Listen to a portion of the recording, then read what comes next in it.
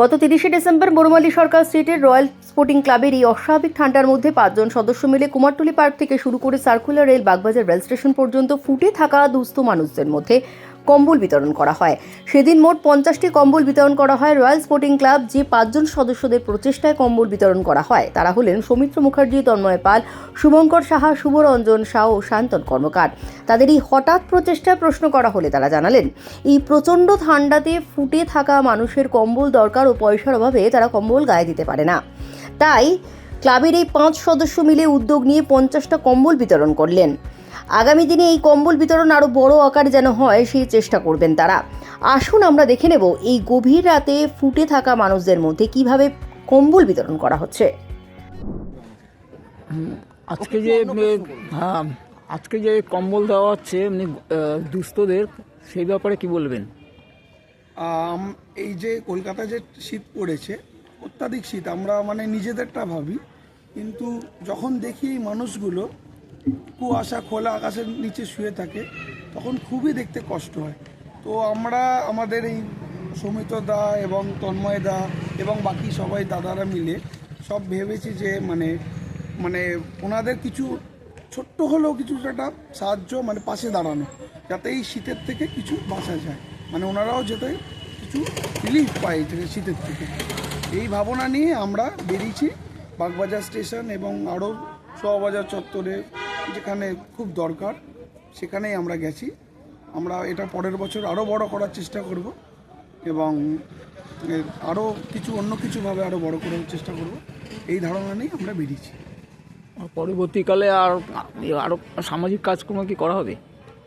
আমাদের যেমন দাদা বললেন রক্তদান ফক্তদান এগুলো তো হয়, আমরা আরও অন্য কিছুভাবে আরও যেগুলো মানুষকে আরও পাশে দাঁড়ানো যায়, যেমন স্কুলের বাচ্চাদের যারা দুস্থ গরিব বাচ্চা তাদের বই খাতা দেওয়া, এগুলো শুরু করব, আরও নানা কাজ করব, এগুলো সব পরবর্তীকালে সব ভাবছি আমরা।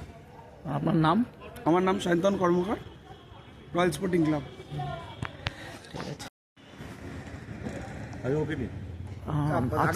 হঠাৎ কি মনে হলো যে কম্বল দেওয়া আজকে শীতে? অ্যাকচুয়ালি এটা ব্যাপারটা হচ্ছে যে এই বর্তমানে যে এই সময় দাঁড়িয়ে যে এত ঠান্ডা পড়েছে, ঠিক আছে, তো আমরা এটা অনেক দিনকাই একটা চিন্তাধারা করেছিলাম যে একটা কিছু মানুষের জন্য কিছু সেবামূলক যদি কাজ করা যায়। তো সেক্ষেত্রে এই যা ঠান্ডা পড়েছে, বিভিন্ন পথচারী পথে তারা শুয়ে থাকে, ঠিক আছে, বিনা কম্বলে বিনা সোয়েটারে, ঠিক আছে, তো একটা আমাদের এই ৪-৫ জনের পক্ষ থেকে একটা ছোট্ট একটা সাধারণ উদ্যোগ মানুষের পাশে থাকার চেষ্টা করব। এই প্রাথমিক শুরু আমাদের, চেষ্টা করব আগামী বছরে আমরা আরেকটু এটাকে বড় করে করার এবং আরেকটু মানুষের কাছে বেশি পরিমাণে যাওয়ার চেষ্টা করব। এর সঙ্গে আমরা আরেকটু বেশি উদ্যোগ নেওয়ারও আমরা চেষ্টা করব। এটি আমাদের। এই কম্বল দান ছাড়া কোনো আর কি করা হয় না, আমরা আপাতত এই প্রথম আমাদের এটা করা, ঠিক আছে। এছাড়া আমরা আগে কোনোভাবেই কোনো কিছু এমনি ব্লাড ডোনেশন বা এইসবের সঙ্গে আমরা কিছু টুকটাক করেছিলাম, কিন্তু এই বছর আমরা এটা প্রথম। আপনার নাম? আমার নাম তন্ময় পাল। আপনি ক্লাবে? আমাদের রয়্যাল স্পোর্টিং ক্লাব।